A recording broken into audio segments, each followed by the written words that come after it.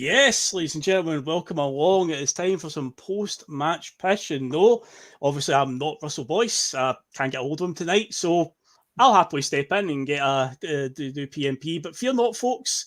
The face and the voice of P.M.P. is here as always. Terry, I'd imagine you're doing pretty good tonight after that result. Yeah, not bad, Phil. Enjoyed that. I really enjoyed the game during the week, and I was looking forward to today, and didn't disappoint. I thought the main challenge would be obviously coming back from a game where we put so much into the game during the week, and you're just a little bit fearful that there'll not be enough in the tank come the weekend. But other than that sort of early salvo from Lennon Miller, Motherwell didn't really threaten, and it was comfortable for us.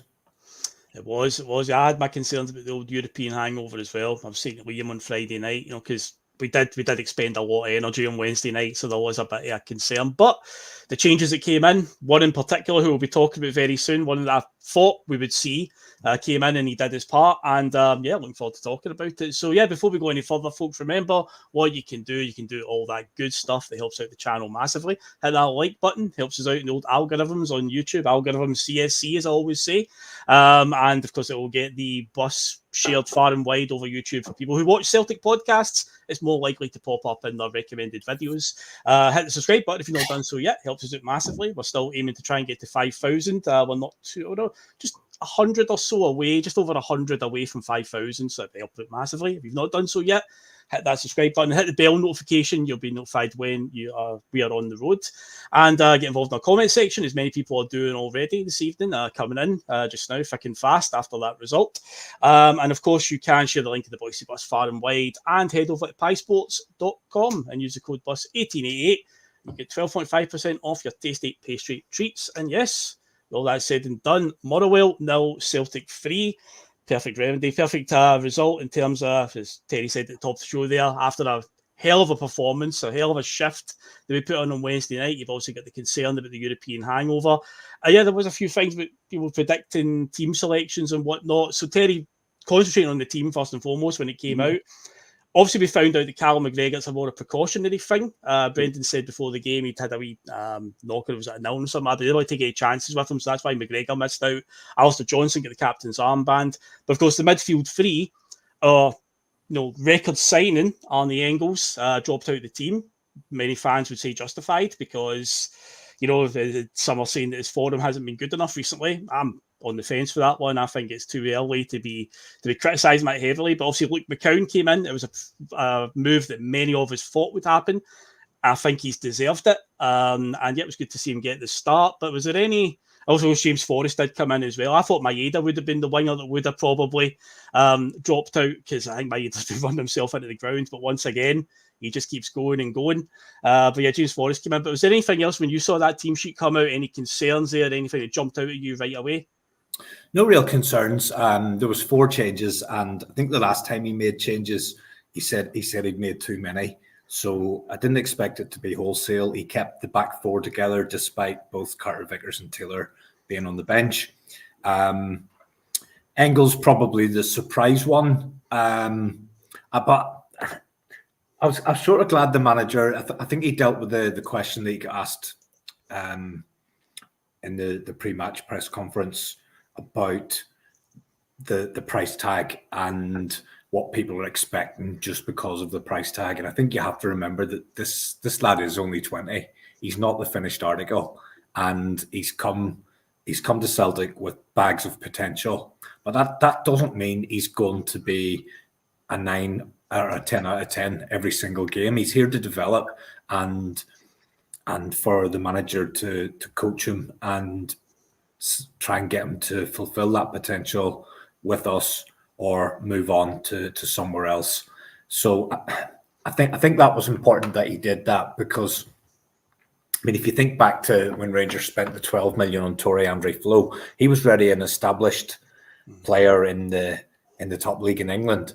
This lad's just at the start of his journey, and there's going to be to be consistently brilliant every single game. I think he showed enough in his first few games to show that there's talent there. And do you know what? Dropping out of the team every now and again, that's gonna be the right thing. And I think it was important for McKeown to come in and get his start as well. And he's earned that. Bernardo also he's had to bide his time a little bit. Probably whenever he's come back after the protracted negotiations during the summer and O'Reilly then moving on, Bernardo's probably felt he'd be starting most games, and that hasn't necessarily been the case. But when he's come on, he's played well. So I didn't really have any concerns. You always sort of, well, I think in past years, if you said you were starting a game without Carter Vickers and McGregor, I think you'd have panicked. No matter what game it is or who it's against, I think you're thinking without those two, we could come a cropper. But I think we've got enough in reserve now.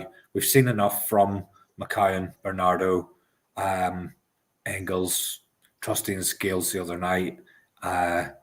By left back, I think we've seen enough from those guys that whenever somebody like Carter Vickers or McGregor, as much as they are still the absolute mainstays, they're the main core of the team. I don't think there's the same level of panic when one of them or two of them drop out. Forrest coming in for Kuhn is probably the natural one if you're wanting to give him a breather, and he's played quite a lot. Kyogo coming back in for Ida would have been expected, and as you say, Maida, you could potentially have made an argument for leaving him out, but I don't think he wanted to make too many changes. So no real surprises and no real concerns. Obviously, it's not our strongest lineup, or at least we don't think it's our strongest lineup based on the players that were out, but still strong enough to get the job done. I without a doubt, although early on, as you said at the top show, Lennon Miller seemed to be on a one-man mission to give a spoil their day, essentially. And of course, there's a lot of hype, a lot of talk about Lennon Miller. He's a name that comes up a lot in the live chat, saying that we should be looking at signing this boy. I see right now, does he get in the Celtic team? I think he still needs a wee bit more development, maybe still at Motherwell. But yeah, his supposed earlier on. But similar story here, Terry. We can sometimes be victims of our own downfall, where we cause it ourselves, where there seems a bit of panic at the back. You know, back pass to Schmeichel, he sort of miscontrols it. In a panic, he sort of blasts the ball at Bernardo, who obviously miscontrols it. Motherwell obviously getting in, and then the ball breaks to Lennon Miller on the edge of the area, and he pings a really good shot, but it hits the post. And a few minutes later, they've got a free kick on the edge of the area, and once again, Lennon Miller, he's unlucky hitting the crossbar. So early frights there. That's a sloppy passing here and there, whatnot, so just causing it ourselves. But eventually, we started to settle down a wee bit. Weathered that early storm and the concerns of, is this going to be one of those stodgy days? Because I was saying on Friday night there when I was talking to Liam, all our games in Motherwell last season, every one of them had late goals, and it was like, please, not today, Celtic, none of that. Honestly, we can't be doing with this game going late into stoppage time and we're still, we're drawing or we're just narrowly losing or whatever, so we didn't want to be in that position. But after the early storm from Lennon Miller, we obviously eventually got the goal, and it was one of the players that came in. It's that Luke McKeown, and it was such a funny moment because as he broke through, as the ball sort of fell to him, and he powered through the Motherwell midfield, it just seemed to set up so nicely for him. And right before he hit it, I just had this. It was like this weird moment where you can see the line of the ball where it's going to go, and it just seemed to just sit so nicely for him on his left side, and just the way he just. I don't say he drilled it. He didn't even drill it. He just passed it into the side net with his left foot just across the goalkeeper. And but again, that's his second goal already. But so chuffed for the lad because again, he plays with the heart on the sleeve. The classic Celtic fan. He's living the dream essentially. But yeah, again, just showing that because there's still people out there that. I don't want to say they've been disrespectful to him because he's definitely there on merit, and he's shown every time he came on the park that he is, he isn't like a raffle winner, essentially. He is there because he's a good player. And that finish today, just, breaking through their midfield and defence and then just finishing it as calmly as he did, just proved that he does belong here. Yeah, I think I agree with you. Whenever it opened up for him and you seen him just about to pull the trigger, there was only going to be one outcome. Just opened up so nicely for him. And that's 2 goals with very, very little game time, you have to say. And he's had to be patient, and it's a difficult one for the lad, because obviously he's a late bloomer, but then he's become the main man in a Dundee team where absolutely everything went through him. He then gets the opportunity to move to Celtic, and he has to then go from being the main man who everything goes through to being a bit part player who has to make the most of absolutely every opportunity he's got. And I think, to be fair to the lad, he has done that. There's not much more that you could really have asked from him. And it'll be interesting to see come Wednesday night whether he retains his place.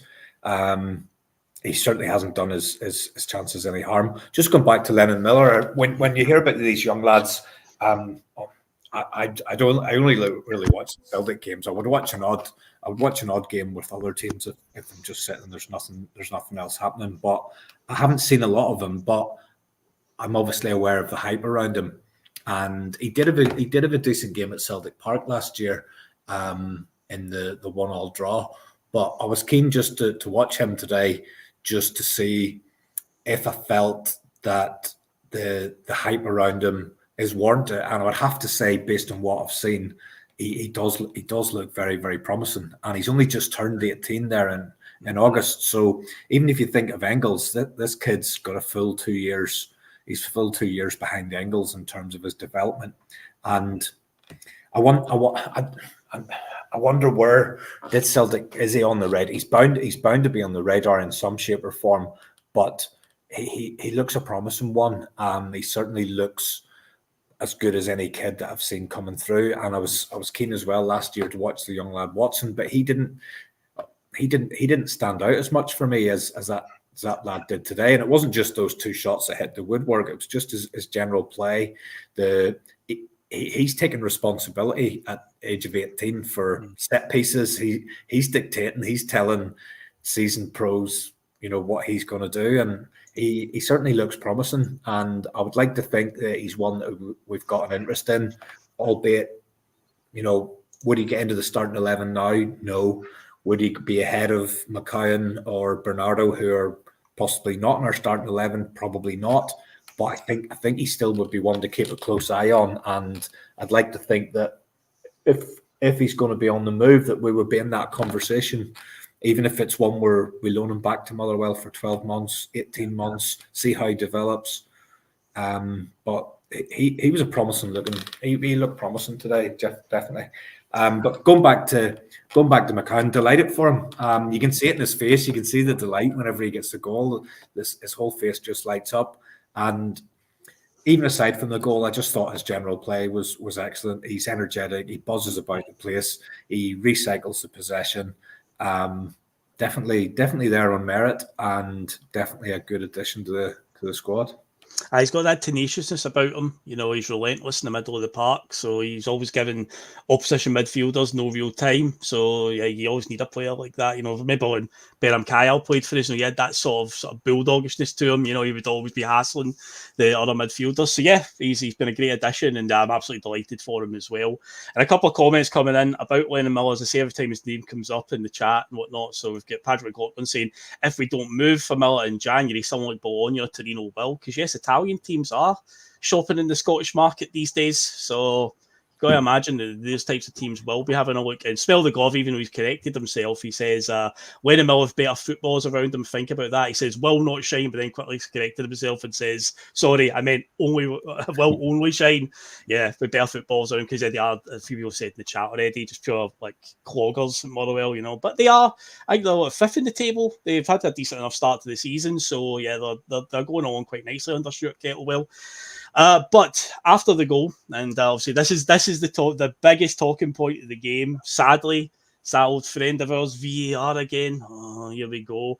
But this is a real mystery, this one, because for me, I would say it's got to be a penalty, because Dyson Maeda, yes, he falls over, and yes, the ball hits his hand and rolls into the net. And while the letter of the law will say that, well, you can't put the ball in the net with your hand, well, yeah, that's correct, but he's not in any control of that. And if my memory serves me correctly, just a couple of weeks ago, in the game we try not to speak about against Dortmund, the goal that we did score, yes, that one goal that we did score, it hits Dyson Maeda's arm on the way in, and the referees on that night, UEFA officials didn't seem to think anything wrong. It was like a grazed off like Emery Chan's head and Maeda's arms here, and it hits his arm and goes in, because he did look at it on the replays, and so you can get away with it if you're not essentially, there's nothing you can do about it. But obviously the ball flew into the middle of the area, and they made a case at half time. McFadden and Boyd and Lennon, they were all having a bit of bickering about it. And McFadden said that Maeda's kind of tried to buy the penalty there by running across Stephen O'Donnell. By the end of the day, there was contact made. They say it does trip him, he does fall, and it has Sam, and it rolls into the net.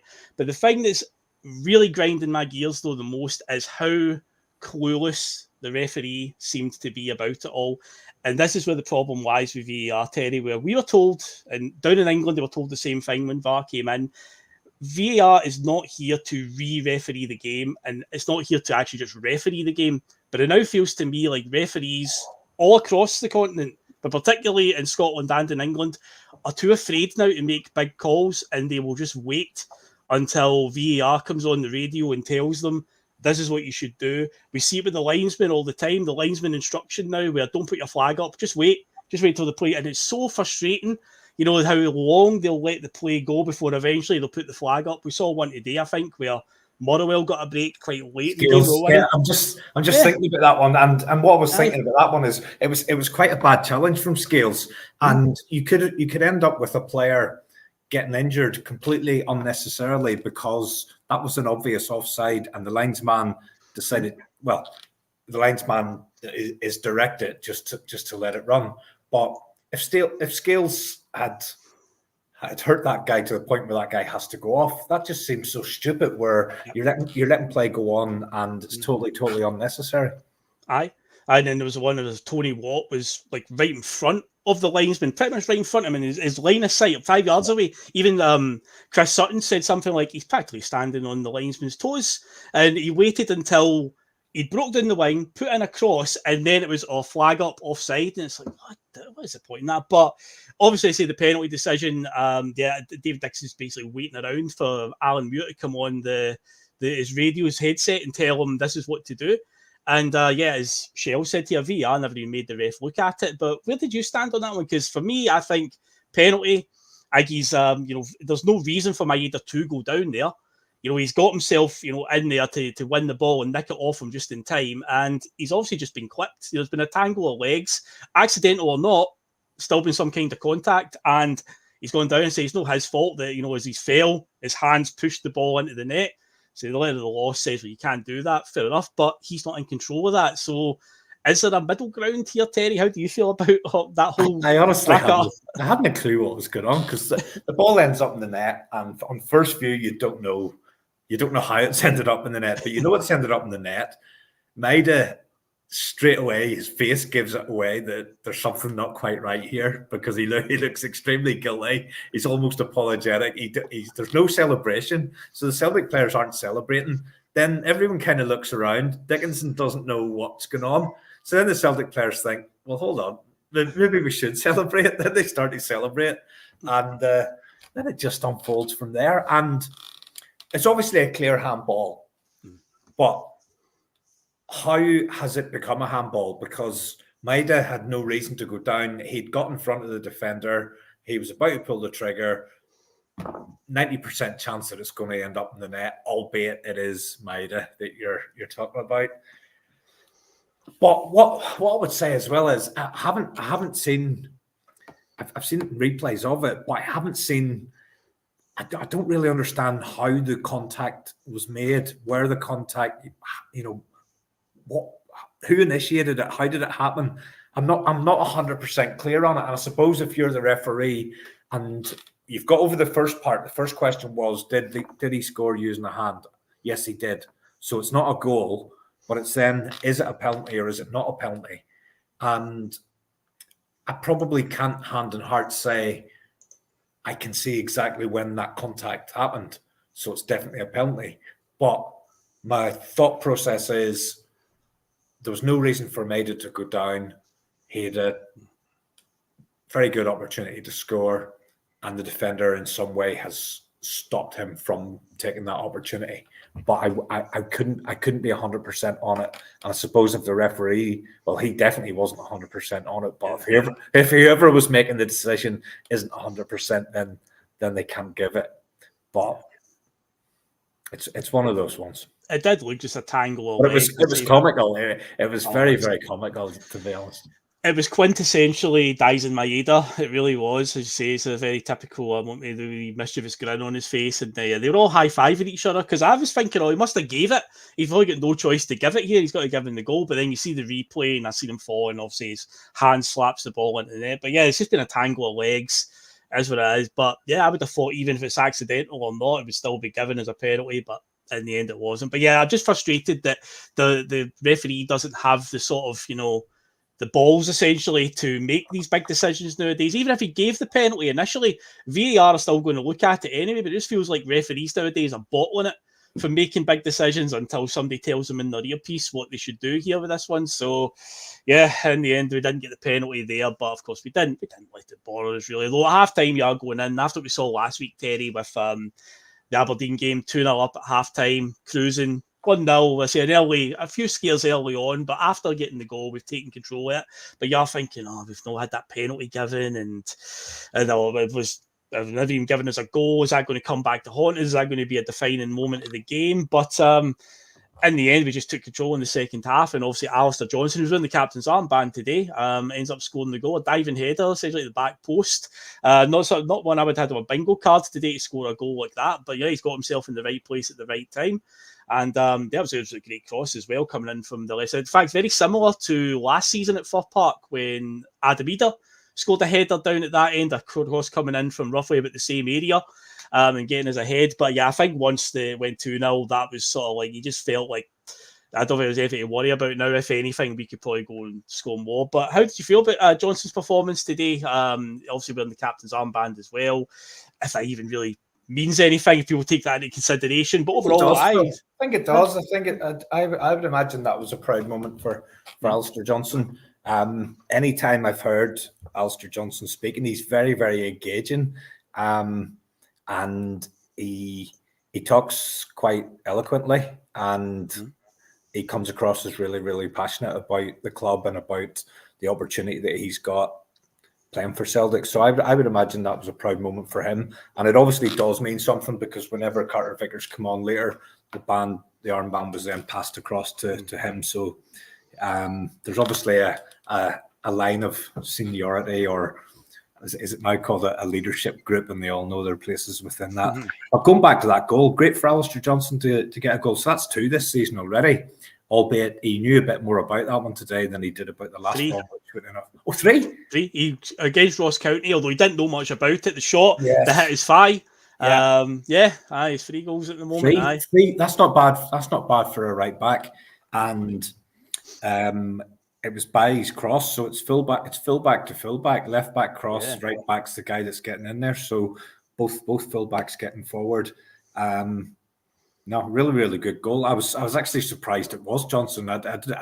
Sometimes if a goal goes in and you're watching and you're not quite sure who's got it, but you're not really expecting it to be your right back. But no, a good goal, and probably interesting as well. I think Johnson's now, you have to say he's one of the key components in this Brendan Rodgers team, because the manager he's not giving Ralston any sort of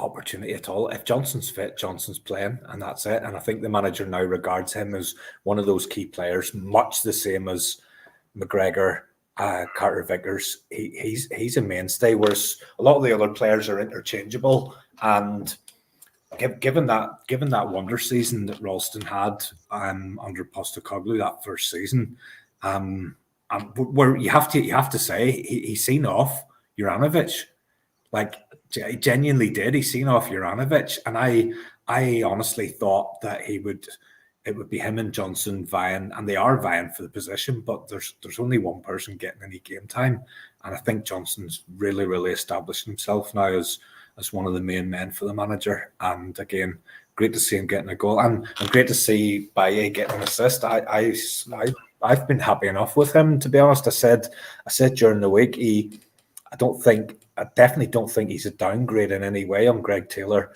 and he's obviously a young lad who's going to improve in the future. But I think he's probably already on the level with Taylor, given that Taylor's a much more experienced professional than the young fella. I would have no qualms about him playing. And then obviously later on he came off, and we'll obviously get to it. But I thought whenever I heard Carter Vickers was warming up, I was thinking, right, this is going to be really interesting now, because whichever one of Trusty or Scales that he takes off, that gives us the indication of who he sees is going to be his two centre backs. And then he's totally dodged the question. He's took off the young left back and moved Scales across, and he's left that decision for another day, which I thought was quite funny, because I was thinking if he takes off Trusty, then it's definitely Carter Vickers, and Scales is his main two. If he takes off Scales, then you can see, right, he's thinking this might be his two, and then he's dodged the whole thing. So we'll see. We'll see Wednesday night. That'll probably be the most interesting part on Wednesday night. Is which of those he might even play all three. He might decide to play Scales on the left hand side. Don't know. We've been willing it to happen for long enough. I know on a Friday night with big Liam that he's always willing something to happen that isn't Greg Taylor. But yeah, we've said it enough times about maybe Liam Scales at left back, and it just looked like it was never going to happen. But yeah, when he first came in, he was playing more as a full back or a wing back, and he did get forward. If you remember, he scored a goal against Dundee United one day, I think, from about 20 yards. So it's definitely a role that he's familiar with and a role that he can play. I think Trusty's also played left back at some time as well. So it's going to be interesting to see how that one plays out. Yeah, well, in regards to Johnson as well, he was one of the ones that I had a certainty not to start the day, because he was dead on his feet at the end of that Atlanta game. I was saying to Liam on Friday night, like, he did the whole play act and stuff. The stuff that we see enough times at Celtic Park, players going down and getting injured. At Atlanta are getting the stretcher on as quickly as possible, and right away he just props up like, oh no, I don't need the stretcher, because he was obviously trying to just run down the clock. But then the full-time whistle went, and apparently he was the first one on the deck, like absolutely done. So I was like, surely Johnston won't start, but not. He came through today, even scored a goal. And yeah, regarding Valley as well, I'm the same as you. I'm quite impressed with what I've seen so far. That's another assist as well when you think about it, because he got an assist on his debut, which many people forget, obviously because it was the Falkirk game, and people are saying he was at fault for both goals, or part at least the two goals that Falkirk scored. But he did get an assist for Bernardo that day with a wee knock-on header. He also was involved in the amazing team goal up at McDermott Park. It was his back heel where he played the 1-2 with Luke McCown, and then ran onto the dinked pass and just back heeled it right into Ida's path. And then today, that's another assist. And yeah, interesting. And you see, you bring it up about like Greg Taylor's on the bench today, and obviously he's making some changes. And yeah, Greg Taylor didn't come on even just to get phased back in after a little layoff. He put Liam Scales at left back, and of course there is the whole: is Greg Taylor going to sign a new contract? Is he not? Who knows right now? But obviously, as far as we know right now, he's definitely not signed one. Is this the beginning of starting to phase out Greg Taylor? Could it be? Am I reading too much into it? But it was interesting. I was the same as you when those subs were coming, because I wanted to see maybe Trusty alongside Carter Vickers and whatnot. So when he did do that, I was like, oh, that is a bit of a curveball there, Brendan. That's didn't see that one coming. But yeah, well, so if you're Bhoycie, you're probably calling the manager a shite bag, because he didn't do anything there's nothing wrong with his performance for him to be brought off. And I think what as well, Phil, he's not afraid to have a pop either. And he had won today, which he didn't get any power into, but he had won during the week against Atlanta, which was really well struck, and the keeper made a good save from it. So he's not afraid to have a pop either. And I watched the Clásico last night, and Barcelona beat Real 4-0 in their own stadium. And I mean, is he really going to break into that team? It'd be interesting to see how this one plays out. My thoughts on Taylor is there must be a high percentage chance that Taylor's going to leave, because we just don't let players run down contracts anymore. Yeah. And if he was signing a new deal, I think it would have been done at the very, very latest during the summer there. So my thought process would be Taylor will go, Bhoy's been brought in as a short-term solution. Depending on how he does, we maybe try to look and see if there's anything we can do around getting him again, either temporarily or permanent, or we have him in there at the moment as backup. We have Taylor till the end of the season, and then we're looking at another left back to come in as first choice for next season. But my gut feel would be Greg Taylor will move on because our model is that we just don't let players walk away for nothing. Well, that's what I was going to say. Do you think Taylor will make it to the end of the season? Because he'll have to leave in January to get any sort of transfer fee. Even one of the great examples in recent years where we just took what we could get was when Joe Ledley ran down his contract in the last 6 months and we let him go for a measly 300,000. To be fair, though, we did get Joe Ledley on a free, but because he was in the last 6 months of his contract, we basically pushed him out the door in January. And David Tumble's probably the last one, I think, that got to this stage of his contract and we pushed him out the door as well last January just to get something. So Greg Taylor, I'm sure they could probably still get some kind of fee, but it's a case of it's not like the Celtic board to let him go for nothing. So I wonder if he'll even make it to the end of the season. But what we don't want is if he does go in January, Terry, we don't want to find ourselves like last year where we just go with one left back for half a season, which we took a chance on that one with Greg Taylor being the only left back for half a season. Luckily, he didn't get injured or get suspended for any prolonged time. But if we're going with just Alex Valley, if Greg Taylor does leave, then you'd have to think they've got something lined up and they would have somebody, ready to come in because we can't go with just one left back. The difference now, Phil, with the January window is we'll still be in Europe.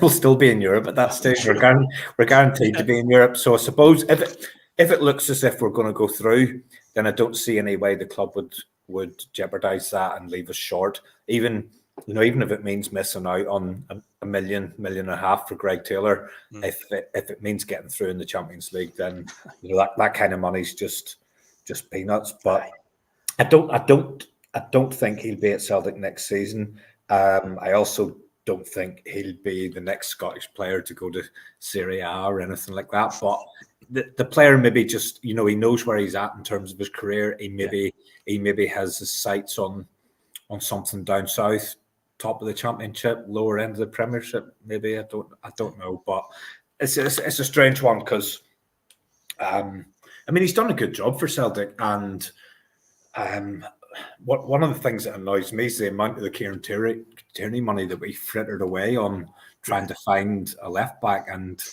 trying to replace Greg Taylor, and we haven't been able to do that yet. So he's done a good, steady job. I know he's not Liam's cup of tea, but out of all the left backs that we've signed post Tierney, he is the best. He is the best by some distance. Some of the other ones were.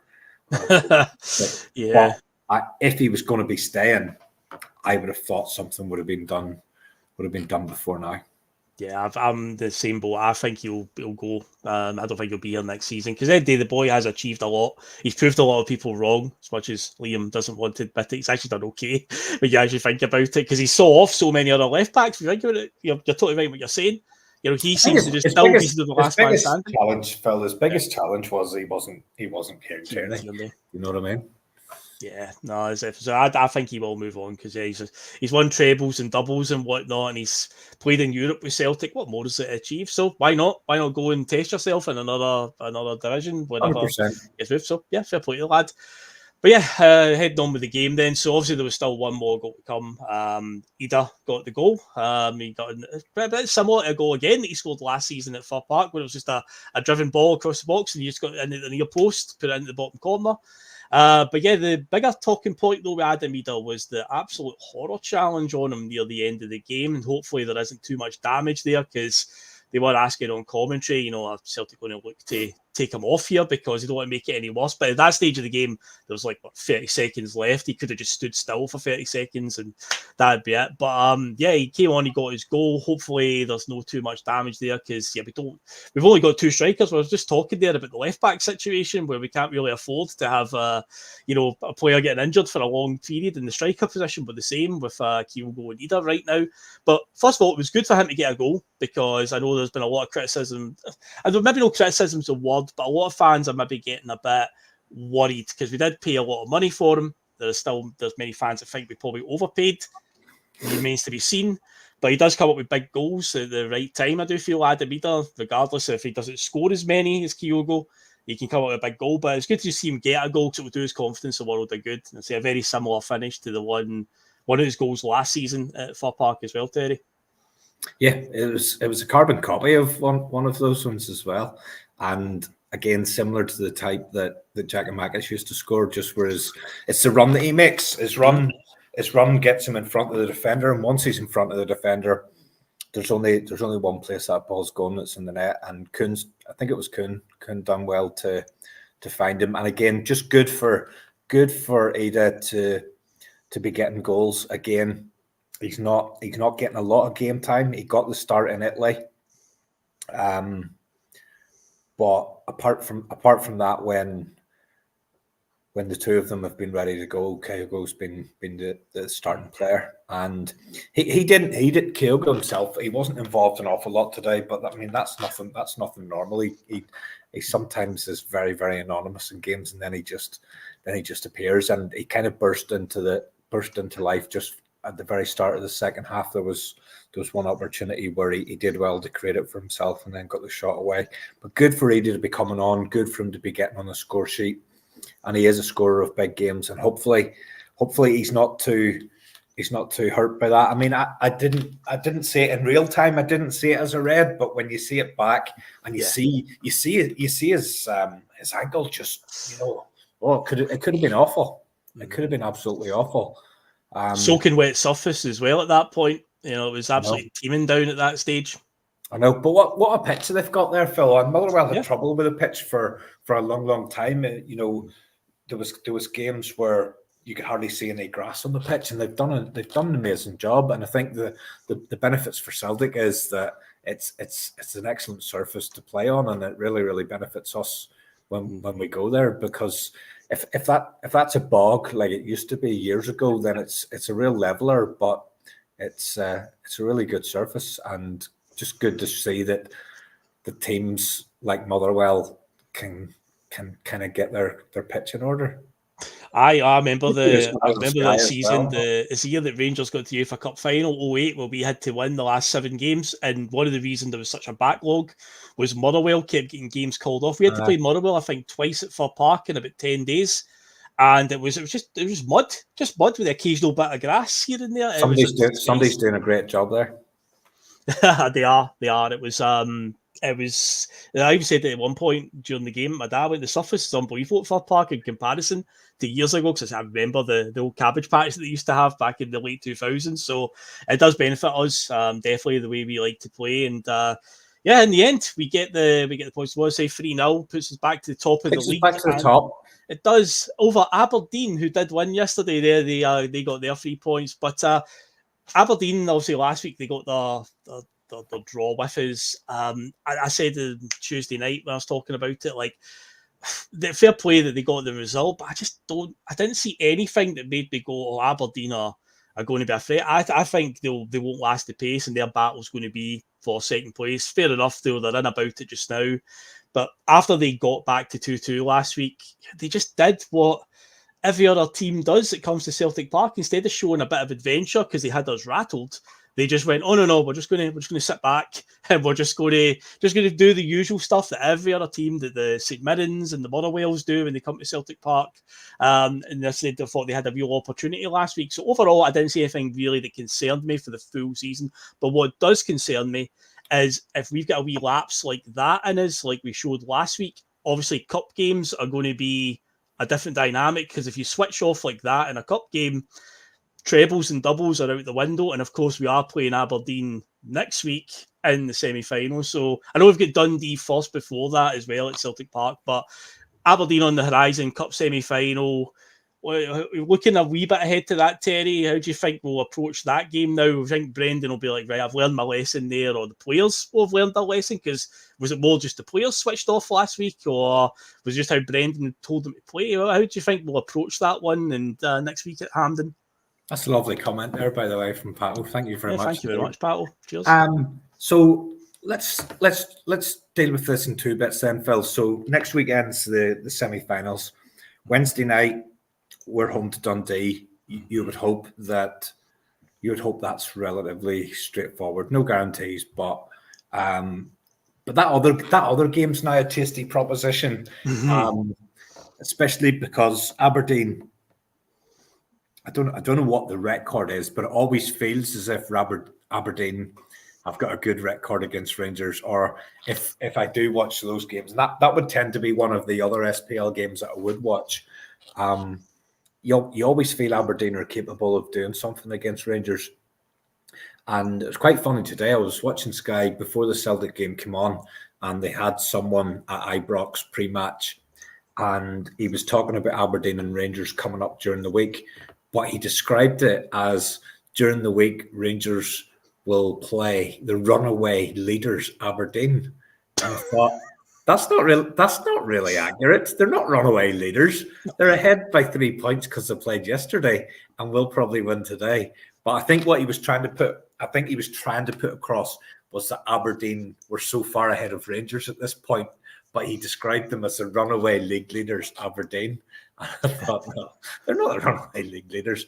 Wait to 5 o'clock and they'll be in second place. But that's a tasty game, and it's the interesting one. I'll ask you the question then. What way do you want that game to go? Want Aberdeen to beat Rangers. I always want Rangers to lose, regardless. I don't think Aberdeen will last the pace anyway, and I think we'll eventually just pull ahead. But for the time being, any misery that's compiled on Rangers, 100%. I'm all for it, man. Inject it into my veins. That's what I love all that. So yeah, 100%. I think Aberdeen.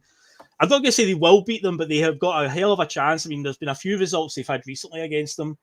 At Pittodrie, I remember there was one a couple of years ago just after Michael Beale came in, but Aberdeen were beating them 2-1 in the 90th minute and somehow still lost 3-2. And I was like, I know we talk about Hibs in it, that they Hibsed it. Aberdeen Hibsed it that night. I was like, surely God, but there was a game as well where Liam Scales scored for about 30 yards against them, the one where he put it right in the top corner.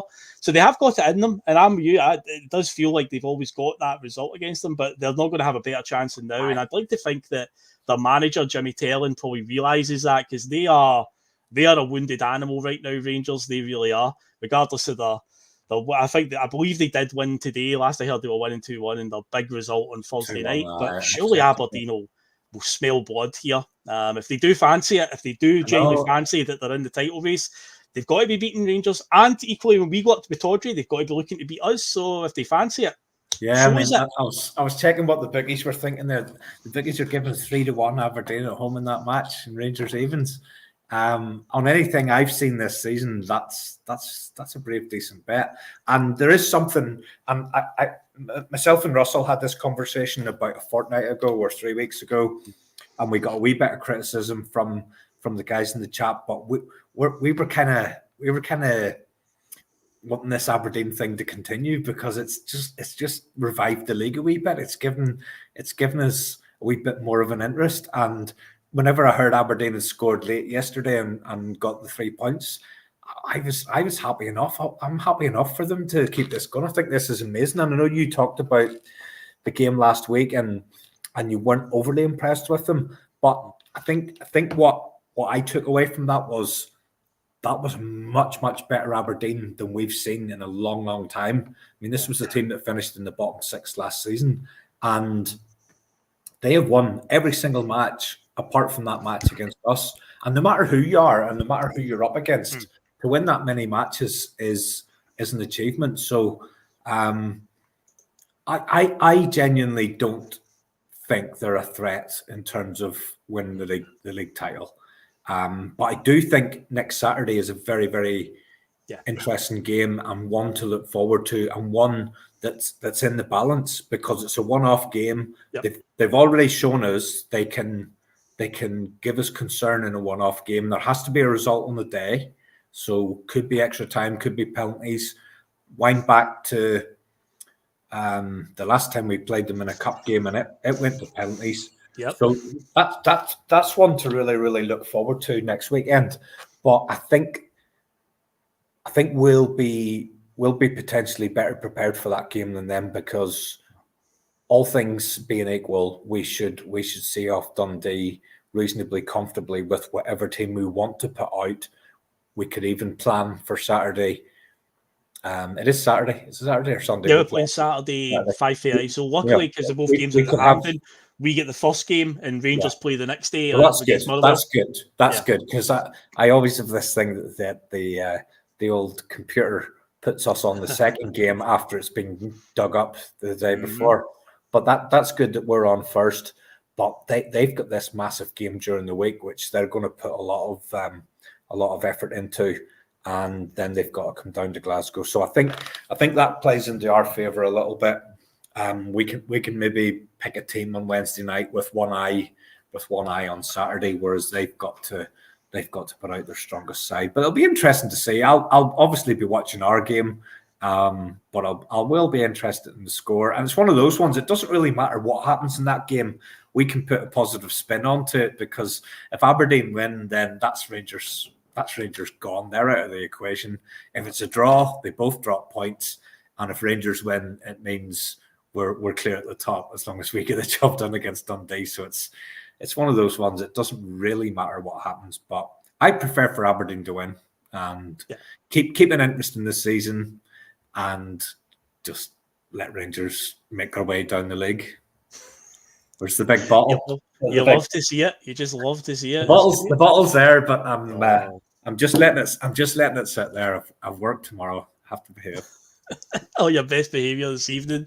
No, well, hopefully you'll be cracking that bottle during the course of the week. Well, I'll have a run at it next weekend. I'm off Thursday, Friday, Saturday, Sunday, Monday, Tuesday. So next weekend we'll maybe let loose.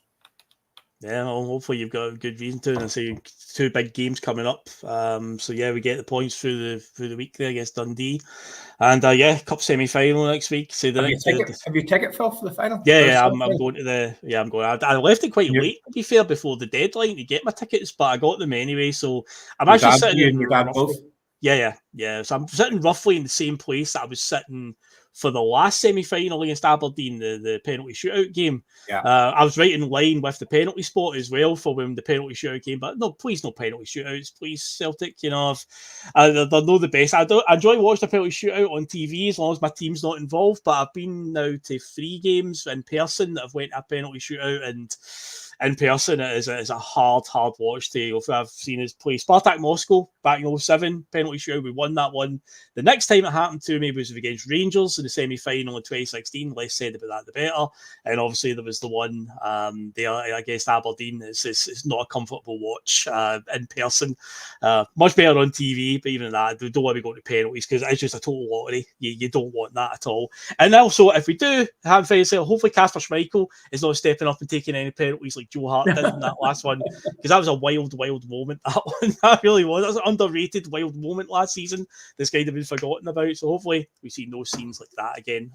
But yeah, looking forward to. I've had two penalty shootouts where I've been at the match, and we've lost both of them. The first one was the infamous Wraith Rovers game at Ibrox. Yeah. I was at that one where Paul McStay missed the penalty that allowed Wraith Rovers to beat us, and the other one was the night against Valencia where we'd come away from the Mestalla with a 1-0 defeat, and then we beat them 1-0 at home, and then we got beaten the penalty shootout. I think could be wrong. It was a great atmosphere that night, and we were behind the net that the penalties were getting taken in, and I don't know why, because Celtic fans never did this in a penalty shootout, but I think they'd seen it from the Spanish fans, and whenever the penalties were coming in, everybody was going like this with their scarves. Scarves getting on. But I think Valgarin missed twice that night.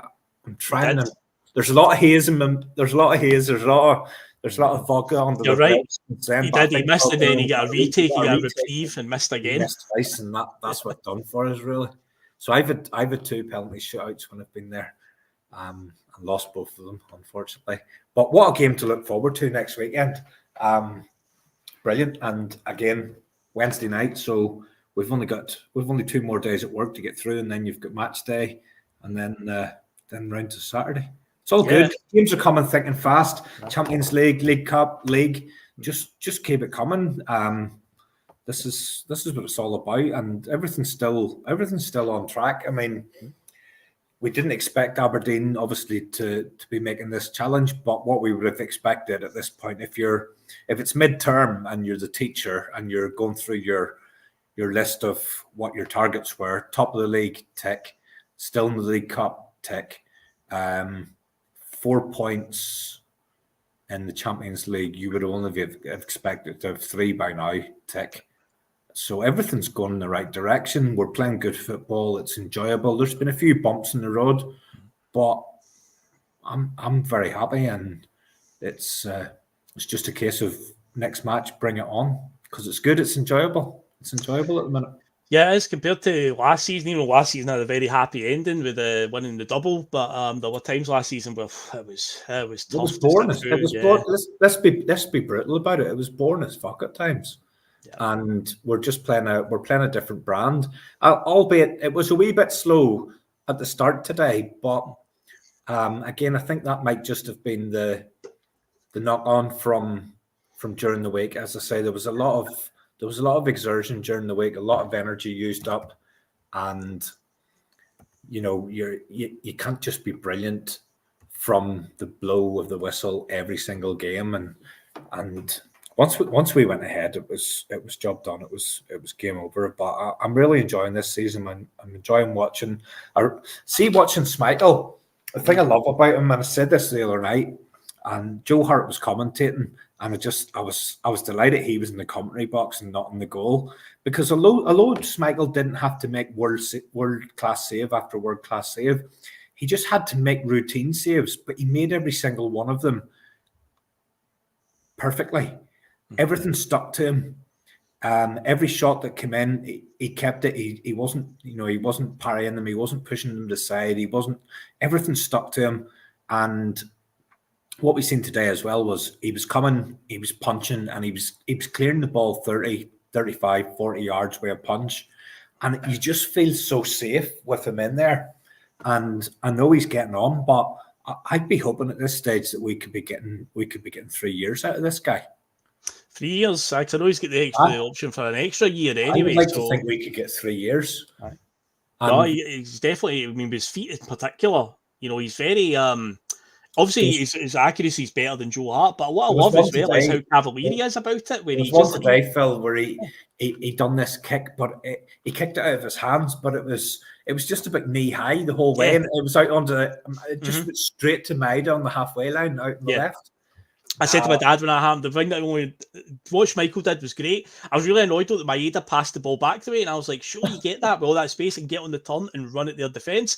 But he passed it back to me, I think, to Hitati, for whoever it was. And I was like, oh man, what a great ball that was for Schmeichel as well. But I do love how cavalier he is, but even when he's under pressure, he just he still just remains cool and calm. Okay, there's been a few rocky moments at times, but I do quite admire that. And when you're talking about some of the saves and things sticking to him through the week, the one in particular that stands out is the one he saved with his feet quite early on, where they played across the edge of the 18-yard box at Atlanta. And he just, the boy makes a good connection with it. And how many times have you seen Celtic lose a goal in Europe? Something like that. Dead easy, pass across the goal, guy's unmarked in the box, and he just puts it away. But no, he saved it with his feet and then seemed to land on the ball. And yeah, it was like everything just stuck to him. So we actually had a bit of luck. They say you need to make your own luck at times. And on Wednesday, yeah, there was a few moments where the amount of times I've seen Celtic lose goals from these types of scenarios, it's like, no, things finally went our way. So it was a hard day on point, and Kasper Schmeichel played his part. No doubt about it, Terry. But see, Phil, then the only question mark around that is that every kind of outfield player has been given an opportunity, but the backup goalkeeper hasn't been given an opportunity yet. And you would maybe have thought that would have happened in the League Cup, but given we're now at the semi-finals, it's not going to happen at this point. It would have been it would have been the whole way or not at all. But when's this guy going to get an opportunity? Because what could happen at some stages, and we've seen it with Joe Hart, he could get injured or you could get a red card, and if Sinisalo hasn't had any exposure to game time at all, that then becomes a massive risk. I mean, we could end up being in a Champions League game and we need him, and he hasn't had any first team game time at all, and that would be a worry for me. But I mean, when do you then throw him in? That's the question.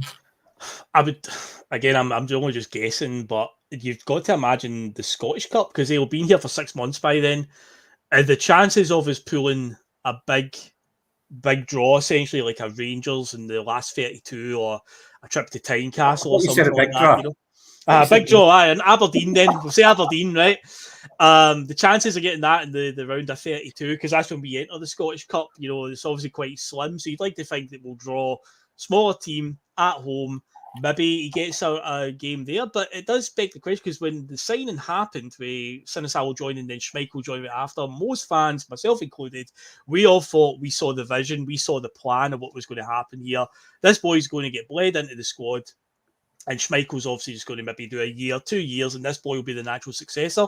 So I was the same. I thought, well, surely the cup games are the way to do it, but I think it might have been maybe Russell or Mark, whatever show it was, a good few weeks back, talking about this, saying, is this maybe Brendan sort of showing that Schmeichel's my guy, because we can kind of theorise that he pushed the boat out for Schmeichel and the board were more keen on getting like Sinisalo. So maybe Brendan's just trying to prove a point where it's like, this is my guy, this is the one I trust, and I'm going to stick with him through thick and thin. It's a weird dynamic, because I would have thought that Sinisalo would have had a game by now, but Brendan's sticking to his guns, and fair play. We can't fault Schmeichel at all, really. Let's be honest. He's been great so far.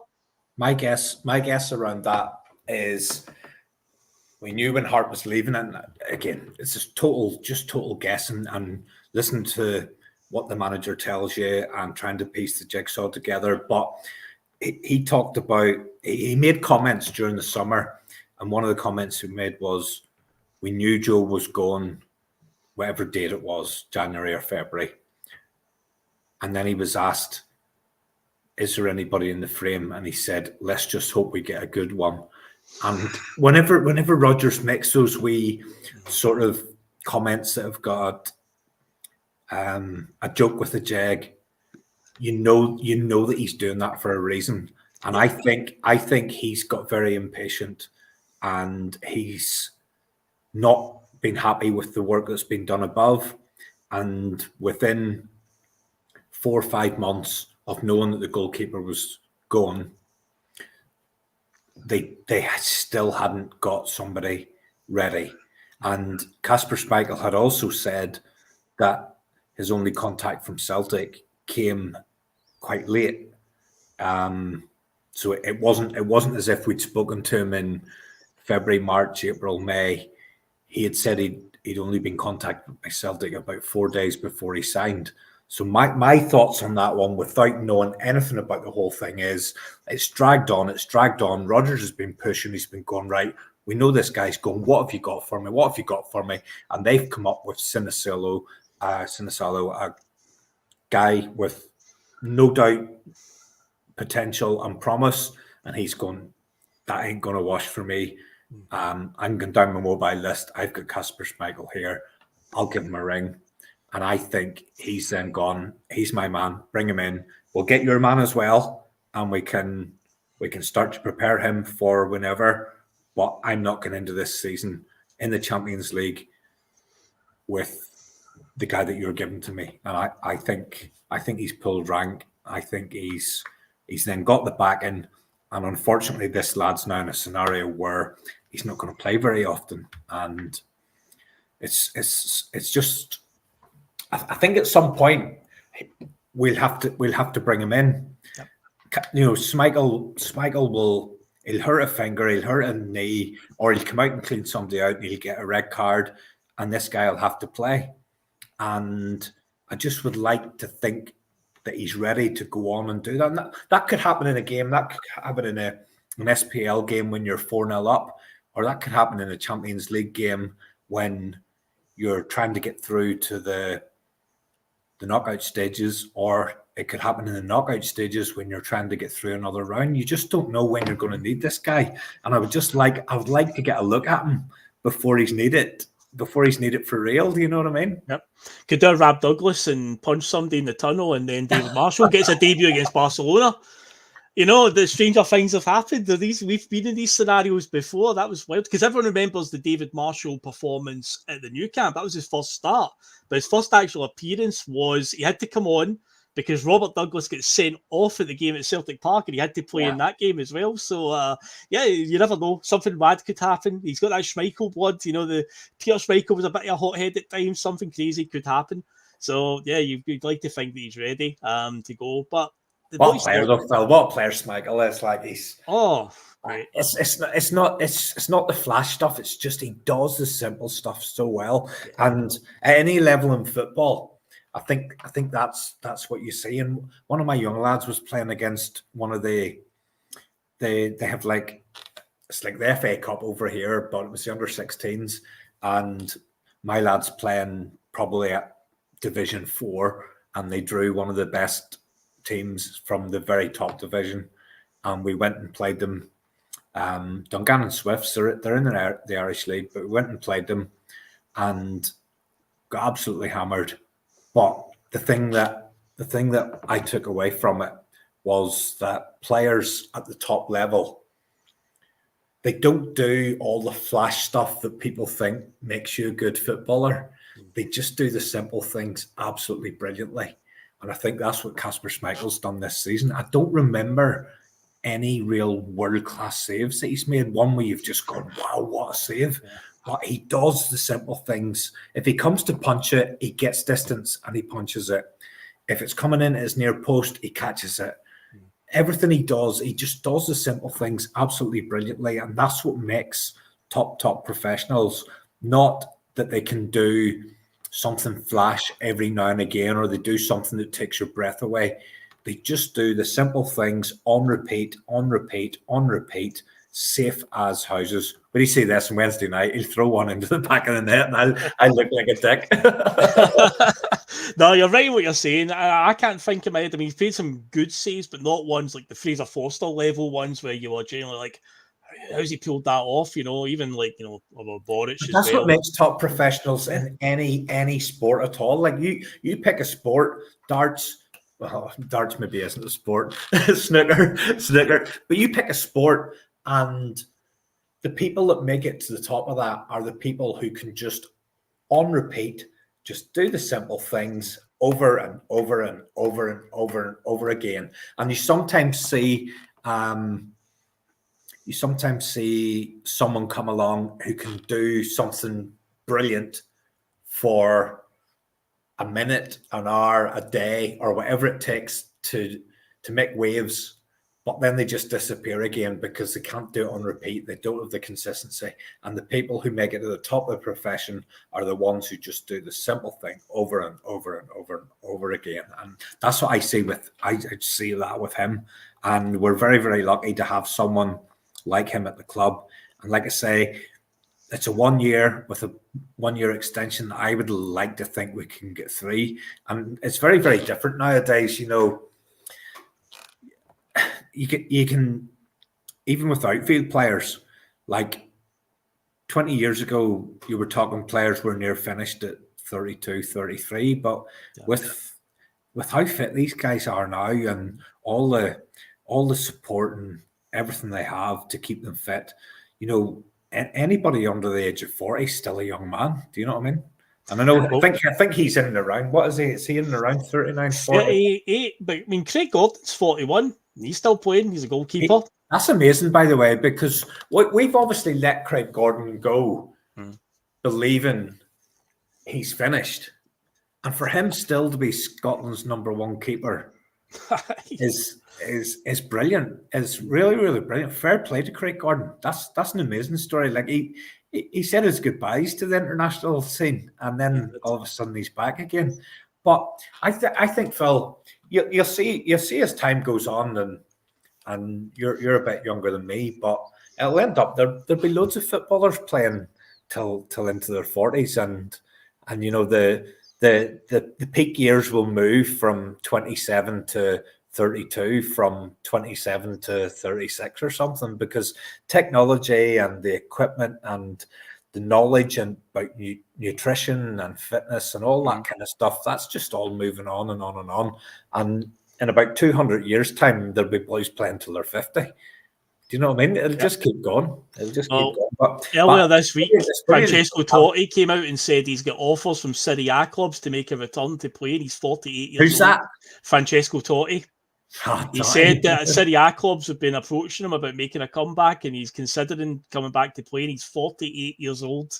I can't imagine Francesco Totti playing anyone other than Roma, because that's all he played for all his career. But 48. But I was thinking about, see whenever we signed Kyogo and all that, and it just got me thinking, imagine having Iniesta sitting behind you, setting up chances for you. Do you know what I mean? I mean, David talked about that. He says, what if I get Iniesta to come and play for Celtic for just a year before he retires? Because he was obviously playing with Vissel Kobe. And of course, Shinsuke Nakamura played till into his 40s. He was hitting balls into passing trains when he was in his 40s. But see when people ask me who my favourite footballer was that didn't play for Celtic, I can't give a straight answer because my favourite footballer was two that played together, but I seen them as one because they just absolutely bossed European football. And there were two wee guys about 5'5". Who do you think they were? Can you guess them? Xavi and Iniesta. Has to be the two, isn't it? Yeah, them two. I can't separate them. They were just, and I'm helping out with coaching kids and stuff, and they all think the best player is the one that gets the ball and tries to dribble around everybody.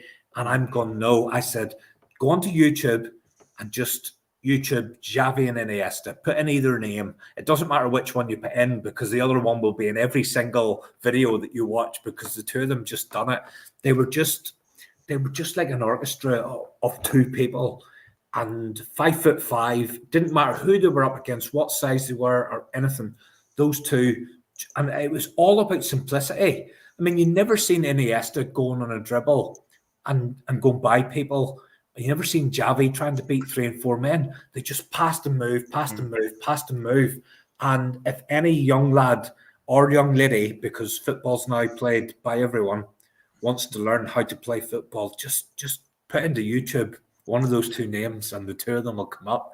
And that's my favourite player that didn't play for Celtic, is those two together. And I was very, very lucky to see them on more than one occasion against Celtic. And also see Celtic beat the two of them, which is even more surprising. Beat the two of them. Yeah, it was Xavi that missed the header when Tony Watt scored. Wasn't it? It was Fraser Foster's ball, and probably it bounced over Xavi because he's only time in his life that he's done something wrong. And Tony Watt, who played today, is in there and bangs it in. Honestly, see when that goal went in, I just remember I was sitting there. I travelled over. I was sitting in a seat. Nobody near me that I knew or anything. But that was a special moment. It just shows you what football can throw up because you have those two players who I think were absolutely world class on every level, and then you've got Tony Watt who just stole the show, and then he was playing against us today for Motherwell. I know it's weird how his careers went after that goal. You would have thought that was him a made man. It might have been better for him if he'd fucking hit it over the bar or something. Do you know what I mean? You know what I mean? He might have had a good career. Aye, it's weird how football goes at times. But that was a good wee trip down memory lane there, and a good wee way to close out the show. We bit of Bustalgia at the end. We just a wee bit of reminiscing. That's what we do on the bus. You know, it's not linear. The bus, we just go all over the place. The bus takes us on a magical mystery tour wherever we go. But yeah, we'll head to Sassler's done over an hour. There you go. At the start of the show, Terry, we were wondering. I'll maybe do 45 minutes, but we've done over an hour and 10 minutes. So there you go. So yeah, we'll head off now, folks. So thanks for tuning in. Hit that like button on the way out before you go. And of course, if you haven't subscribed yet, you can hit the subscribe button as well. Keep us in your life that wee bit longer. And yeah, go off and enjoy the rest of your night, folks. Another 3 points for Celtic, back to the top of the league. And we've got Dundee coming up on Wednesday night at Celtic Park. So yeah, off we go. Terry, thanks for joining me as always. In fact, I've joined you because this is your show. P.M.P.'s your show. I've stepped in today, so it was an honour to be on with you again, sir. If anyone has seen Russell in the last 24 hours, or if you see him sort of staggering about or lying about anywhere, can you please wake him up and just direct him towards Stirling, and hopefully he gets home safely. Yes, please do. Before we put the SOS out, please do. Let him know that everything's fine. Everything's under control on the bus. I don't worry about that. But wherever he is, if you could let us know where he is, that would be fantastic. And anyway, everyone enjoy the rest of your night. And yeah, we shall catch you on the next one. See you later, folks.